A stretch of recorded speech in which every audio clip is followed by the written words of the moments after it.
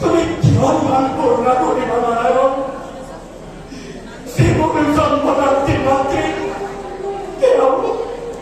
তেওঁ প্ৰতি পদে পদে মোৰ এই অপমান গঞ্জনা দেখিও